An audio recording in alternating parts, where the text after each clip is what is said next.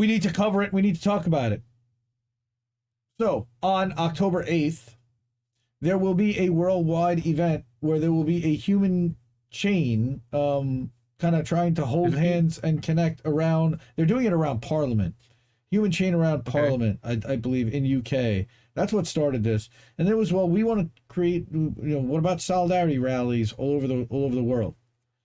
So, free Julian Assange now, no extradition, and we're doing this. I don't even remember what the anniversary is. Maybe when the next thing is scheduled for, but Misty organized another event in front of the Department of Justice in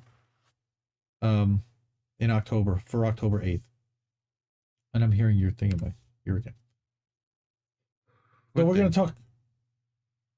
I was hearing myself in your ear cups. I don't know. Oh, A little echo. sorry. So I did want to talk a little bit about an update to what's happened in the Julian Assange case.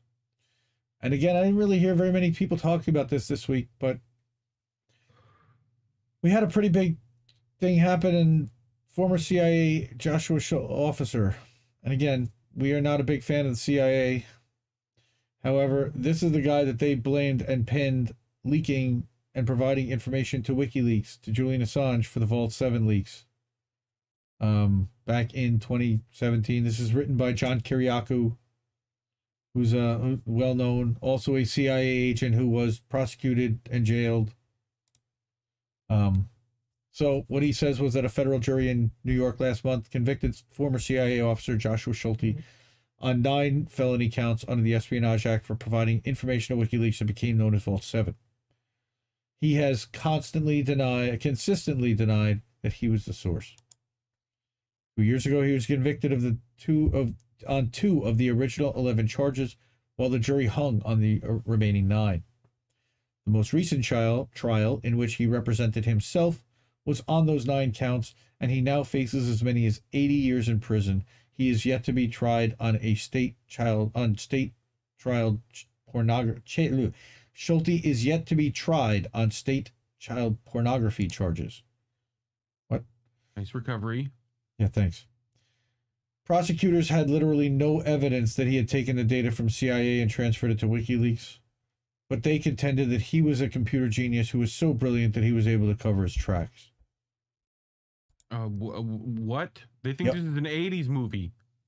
They alleged that he leaked the information because he was a disgruntled former CIA employee who hated his boss, couldn't get along with his coworkers, and sought revenge against the agency, and that was enough for the jury.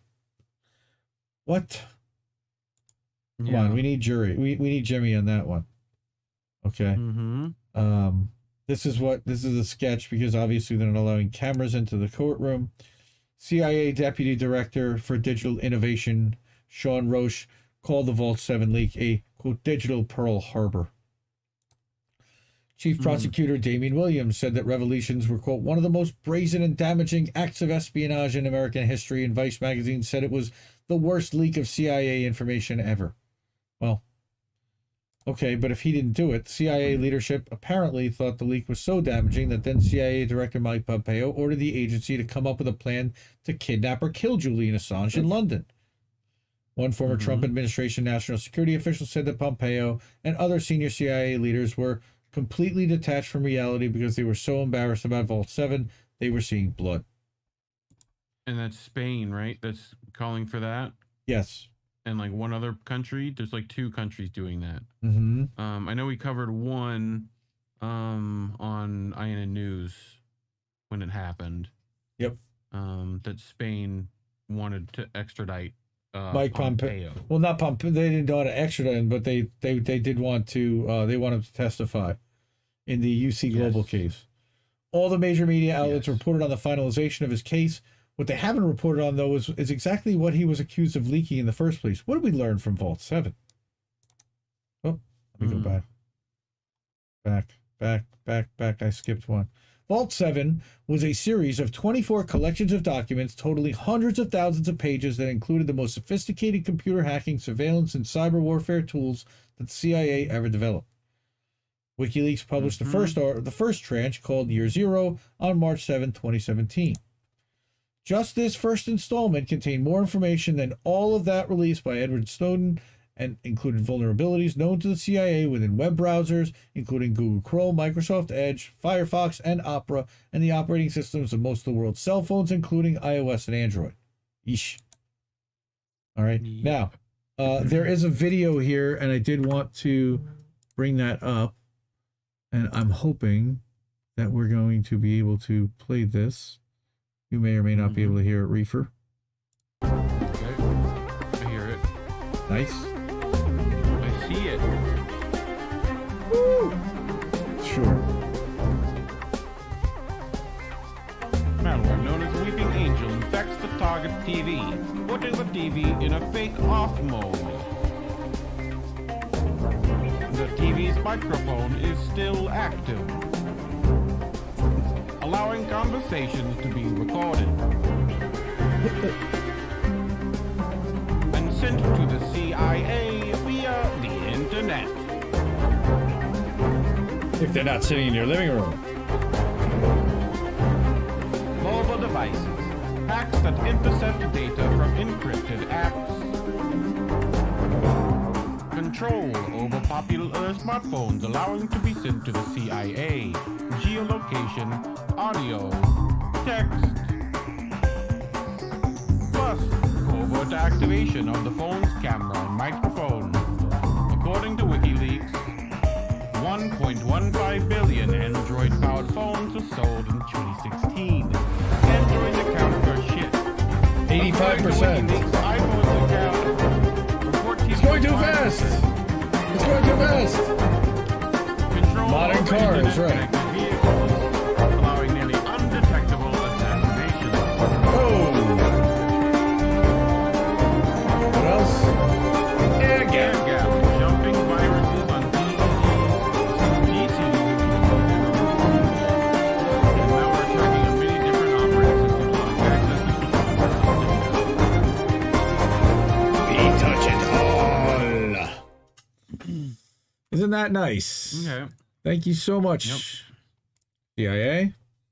So, that's what they can do. And that's what Vault 7 does and did. So, the fact that CIA knew about these vulnerabilities and didn't inform the companies was a violation of a long-standing policy that the agency claims to have, that it would assist U.S. tech companies with their security if it learned of security weaknesses. Why would they do such a thing?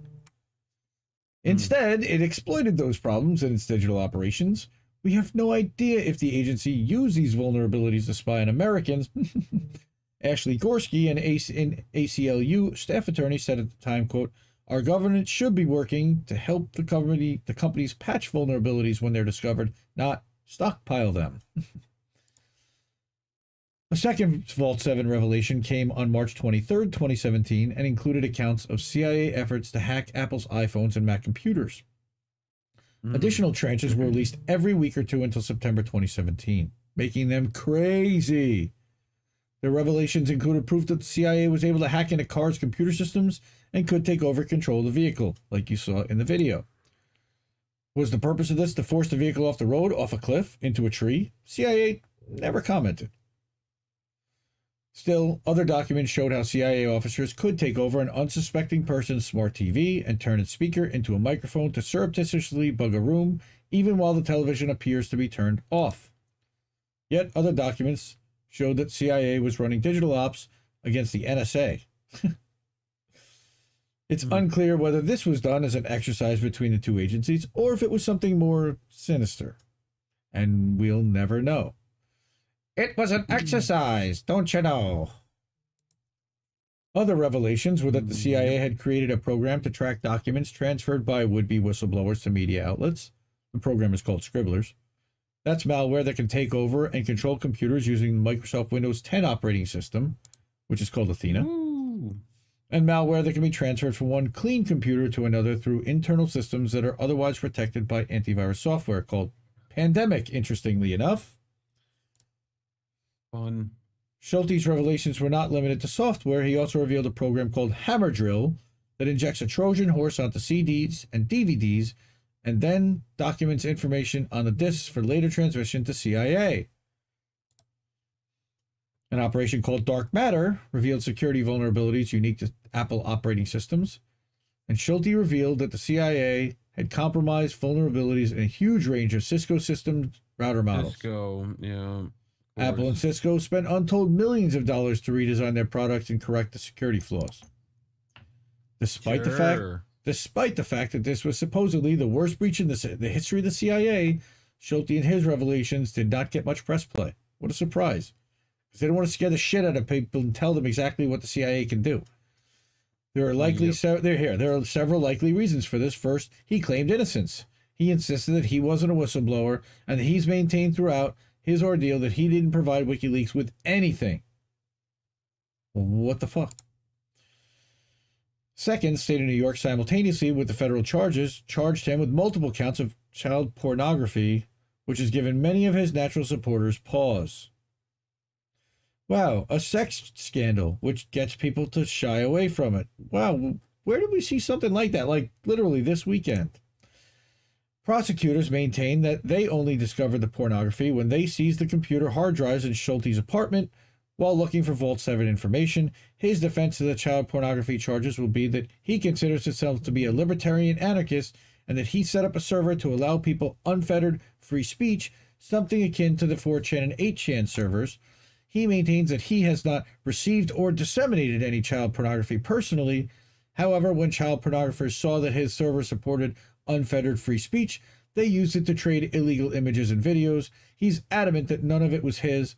His protestations likely won't matter. I'm of two minds on Joshua Schulte. Okay, again, this is John Kiriakou saying this. On the one hand, the American people have a right to know what the government is doing in their name, especially if what the government is doing is illegal. On the other hand, he's adamant that he's not the person who provided WikiLeaks with the information. Does that mean we walk away from him and celebrate an anonymous whistleblower? Either way, one of the things he feels strongly about is the treatment that Schulte has endured. He has literally been held in barbaric conditions over the past 2 years, kept in a literal cage in solitary confinement at the MCC in Brooklyn, New York. That's called SAMS, Special Administrative Measures. You're going to hear about this in a minute. Now that he's been convicted, he'll likely be placed in a special administrative unit or a communications management unit in a maximum security or supermax penitentiary. The government will seek to cut him off from the rest of the world for as long as possible. That alone should be worth our interest and disgust. Yep. And it is. And we are interested and we are disgusted. And I appreciate John Kiriakou for bringing out the story. Yep. This guy's being persecuted. This guy's being set up.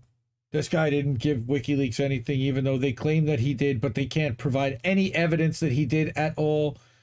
The child pornography thing is totally suspicious. Again, that's like saying I set up a Discord server and somebody in my server placed child pornography on it, so therefore I'm now a child pornographer.